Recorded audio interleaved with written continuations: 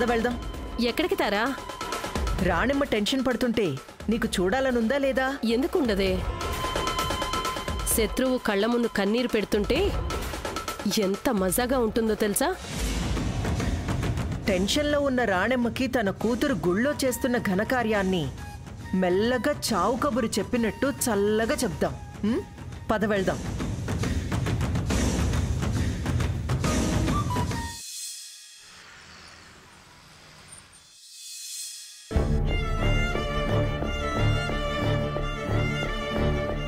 అంతా వెతికామండి, ఎక్కడా శివ లేదు.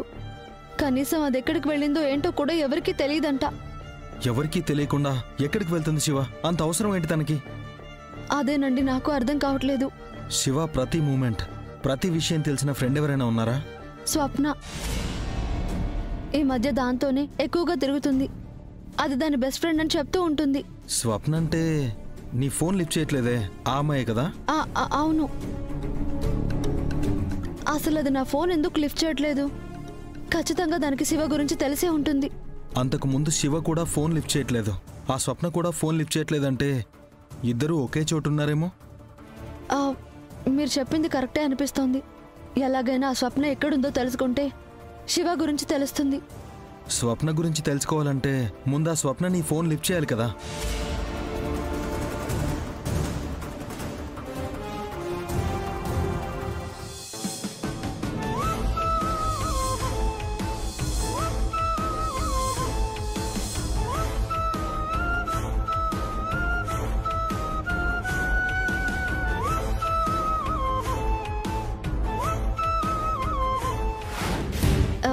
ఏమండి, మీ ఫోన్ ఇవ్వండి.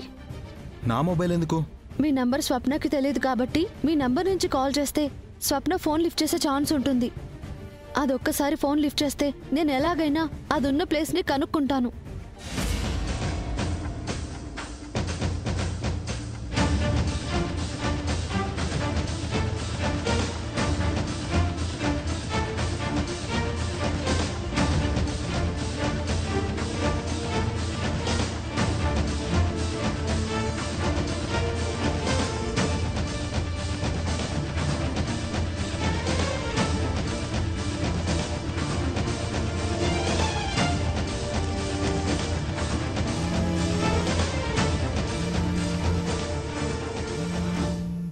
ఎవరిది కొత్త నెంబరు?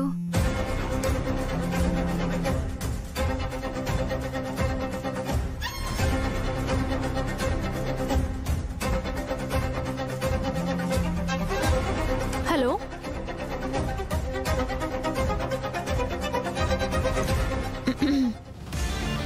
హాయ్ అండి. నేను మాట్లాడేది స్వప్న గారితోనేనా? అవునండి, మీరెవరు? నేను గోల్డెన్ డైమండ్ షోరూమ్ నుంచి మాట్లాడుతున్నానండి. చెప్పండి. మా జ్యువెలరీ షాప్ లక్కీ డ్రాలో మీ నంబర్ సెలెక్ట్ అయిందండి. నేనెప్పుడు మీ జ్యువెలరీ షాప్కి రాలేదే. రాకుండా ఎలా సెలెక్ట్ అవుతుంది లక్కీ డ్రాలో? మీరు షాపింగ్ మాల్కి వెళ్ళినప్పుడు మా వాళ్ళకి లక్కీ డ్రాలో మీ నంబర్ రాసిచ్చారంట. అది ఇప్పుడు తీసాము. 2 జతల బంగారు గాజులు గెలుచుకున్నారు. అలాగా? ఎక్కడికొచ్చి ఆ గాజులు తీసుకోవాలి? మీరెక్కడికి రానక్కర్లేదండి, మేమే మీ దగ్గరికి వస్తాము. ఇప్పుడు మీరు ఎక్కడున్నారు?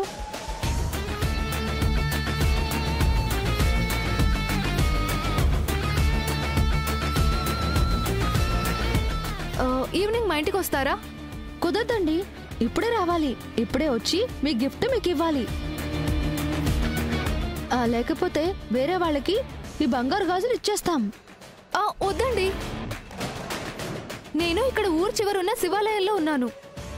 ఈ నంబర్కి వెంటనే లొకేషన్ షేర్ చేయండి, మేము వచ్చేస్తాం. అలాగేనండి, ఇప్పుడే షేర్ చేస్తాను.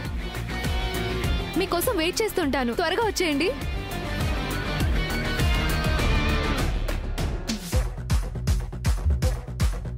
I'm so lucky.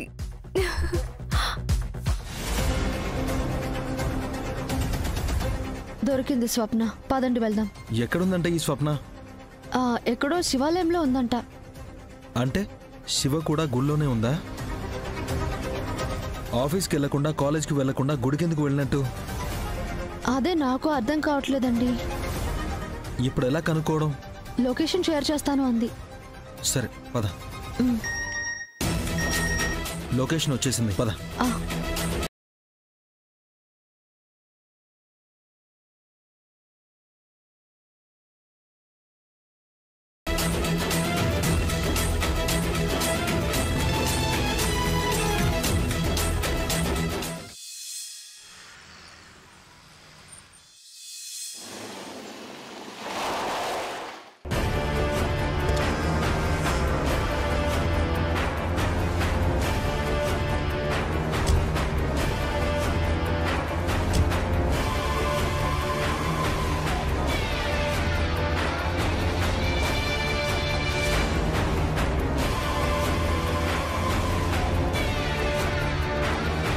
పద పిన్ని.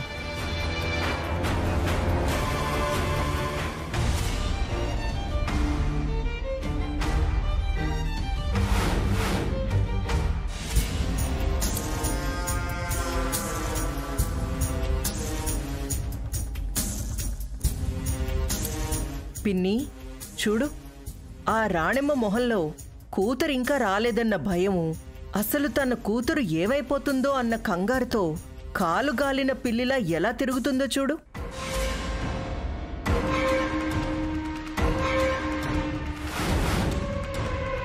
దాని కూతురు కోసం ఎంతమంది దేవుళ్లను మొక్కిందో ఏంటో. ఎందుకు మొక్కడం పిన్ని? ఆ శివ క్షేమంగానే వస్తుంది. అదొక్కతే రాదు కదా, మెడలో తాళి, కాలికి మెట్టెలు, పసుపు బట్టలతో మొగుడి చిటికెన వేలు పట్టుకొని గుమ్మంలోకి కుడికాలు పెట్టి మరీ జంటగా ఆ శివ పెళ్లి చేసుకొని మరీ వస్తుంది కదా. అప్పుడు చూడాలి ఈ రాణమ్మ మొహాన్ని. నేననుభవించిన ప్రతిదీ ఈ రాణెమ్మ అనుభవించాలి పిన్ని.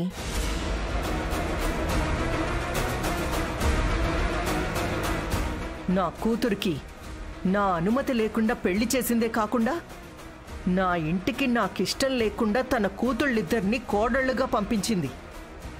నా మేడ్ ఇన్ హెవెన్ని మూయించింది. ఇంత చేసిన వాళ్ళని అంతకంతకు చెయ్యకుండా ఎలా వదిలేస్తాను పిన్ని? మనతో పెట్టుకుంటే ఎలా ఉంటుందో వాళ్ళకి ఈ దెబ్బతో తెలిసొస్తుందిలే. వెళ్ళి వాళ్ల భయాన్ని, టెన్షన్ని చూసి ఆస్వాదిస్తూ, అదును చూసి పక్కనే ఉండి పడగ విప్పి కోరలు చాచి టైం వచ్చినప్పుడు వాళ్ళని కాటేద్దాం.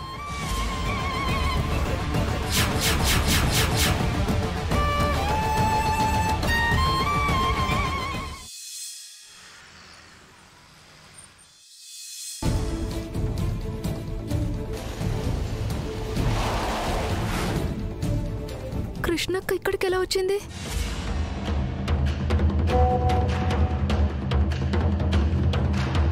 స్వప్న ఇక్కడే ఉండి మెసేజ్ చేసిందండి.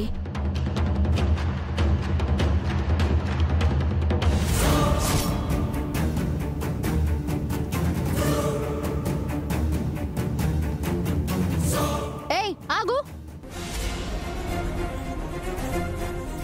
నా ఫోన్ ఎందుకు లిఫ్ట్ చేయట్లేదు?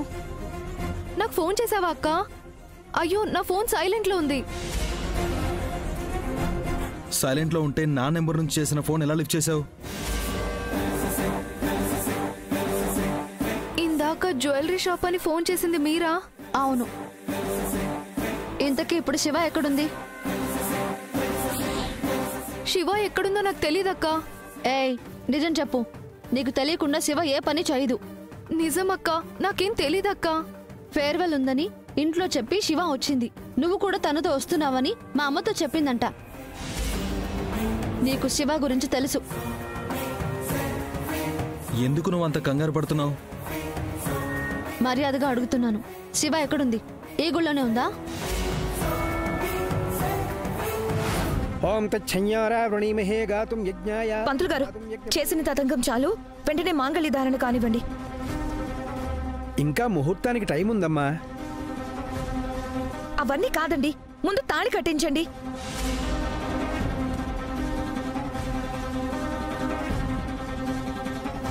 విక్రమ్, చూస్తావేంటి? తాళి కట్టు. ఏంటక్క అంతకంగారు, ఏమైంది? నువ్వు అరవకుండా కూర్చోవే. ఏ విక్రమ్, చూస్తావేంటి? లేచి తన మెళ్ళో తాళి కట్టు. తాళి కట్టు విక్రమ్.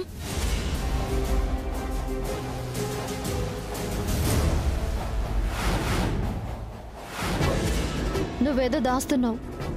శివ గురించి చెప్పకపోతే నా గురించి నీకు బాగా తెలుసు కదా. చెప్పు, ఇంకేంటి ఆలోచిస్తున్నావు? చెప్తావా లేదా? చెప్తానక్క. శివ విక్రమ్ అనే అబ్బాయిని ప్రేమించింది. విక్రమ్ ఇంట్లో శివ విక్రమ్ల పెళ్లికి ఒప్పుకోలేదని వాళ్ళిద్దరు ఇప్పుడు గుళ్ళో పెళ్లి చేసుకుంటున్నారు.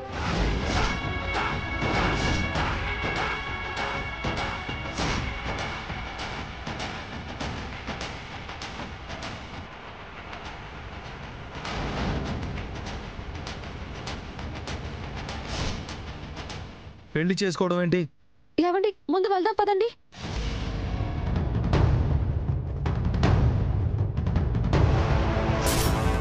త్వరగా తాళి కట్టు.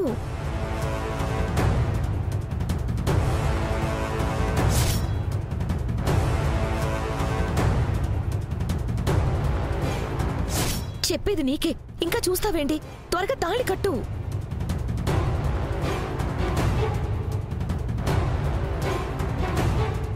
ఇంకా ఏంటి చూస్తున్నావు? తాళి కట్టు విక్రమ్.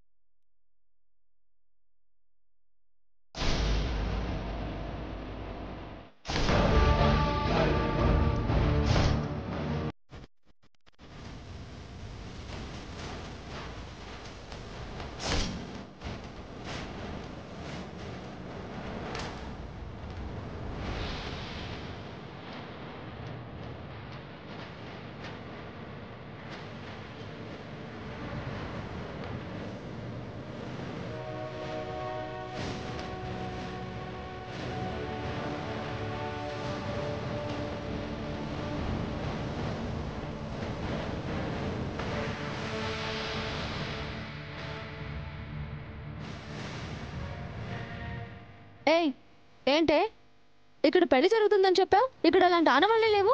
లేదక్క, ఇక్కడ పెళ్లికి సంబంధించిన ఏర్పాట్లు చేశారు.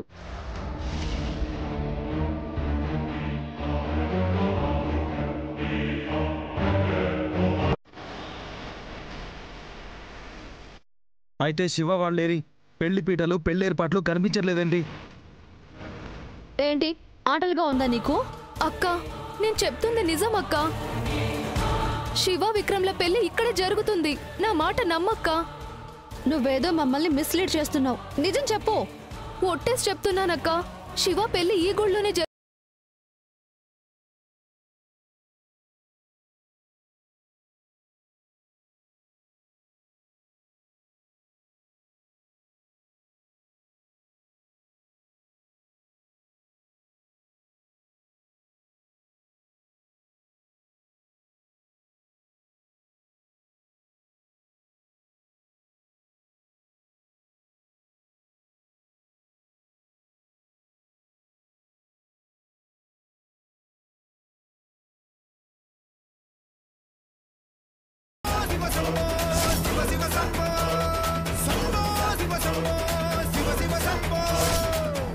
కనిపించారా? లేదండి. చూస్తాను. శివ, శివ, శివ,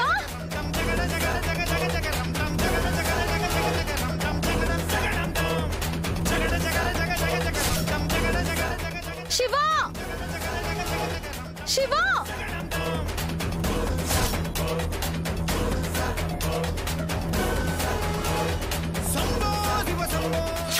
అసలు అది ఎక్కడికి వెళ్ళిందో ఏమైందో. అసలే రోజులు బాలేదే. నాకు కాళ్ళు చేతులు ఆడట్లేదే. శివ విక్రమ్ అనే అబ్బాయిని ప్రేమించింది. విక్రమ్ ఇంట్లో శివ విక్రమ్ల పెళ్లికి ఒప్పుకోలేదని వాళ్ళిద్దరూ ఇప్పుడు గుళ్ళో పెళ్లి చేసుకుంటున్నారు. శివ, ఏంటే ఇది? ఎవరికి చెప్పకుండా పెళ్లి చేసుకోవడం ఏంటే? అమ్మకి తెలిస్తే ఏమవుతుందోనని ఆలోచించావా నువ్వు? ఎక్కడున్నావు శివ? శివ!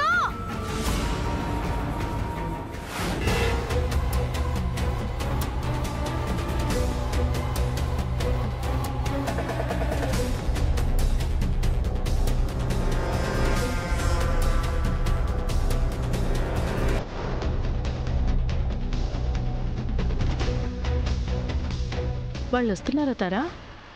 వచ్చేస్తారు పిన్ని. ఈ పాటికి పెళ్లి తతంగం అయిపోయి బయలుదేరిపోయే ఉంటారు. అయితే ఇంకాసేపట్లో ఈ రాణమ్మకి పెద్ద షాకే తగలబోతుంది. ఆ షాక్కి రాణమ్మ ఫ్యూజ్ కొట్టేసినా కొట్టేయచ్చు.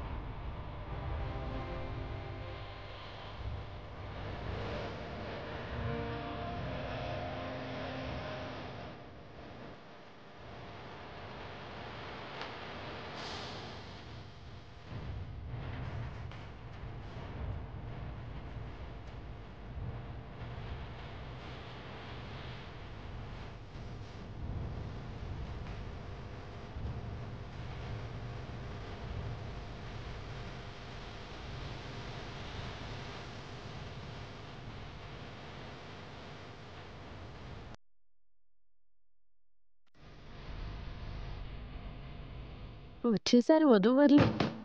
పద, ఇక పైన షో అద్భుతంగా ఉంటుంది. కన్నుల విందుగా చూడొచ్చు.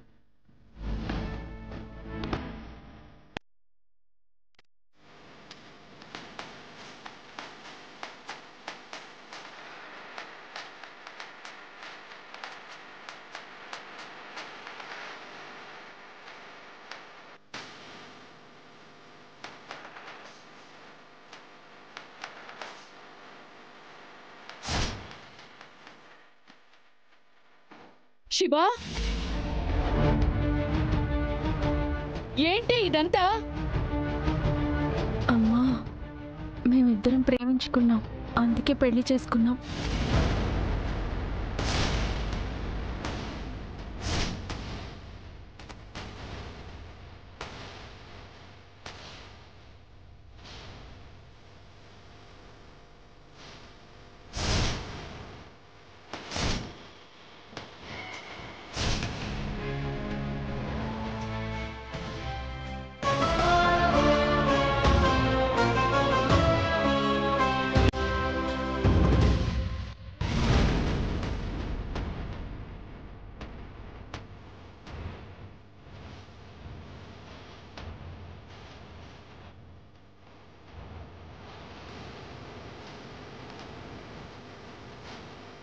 పెళ్లి చేసుకోవడం ఏంటే?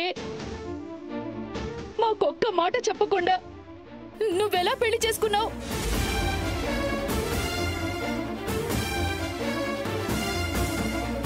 ఎంత పనిచేశావమ్మా. నువ్వు ప్రేమిస్తున్న సంగతైనా మాకు చెప్పుంటే బాగుండేది.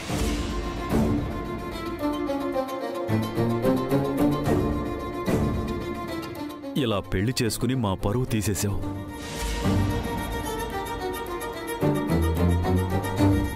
ఏంటి రాణమ్మ ఇది? నువ్వు ఊరందరి పెళ్ళిళ్ళు సాంప్రదాయంగా చేస్తావు. పాపం నీ కూతురు మాత్రం లేచిపోయి పెళ్లి చేసుకుంది.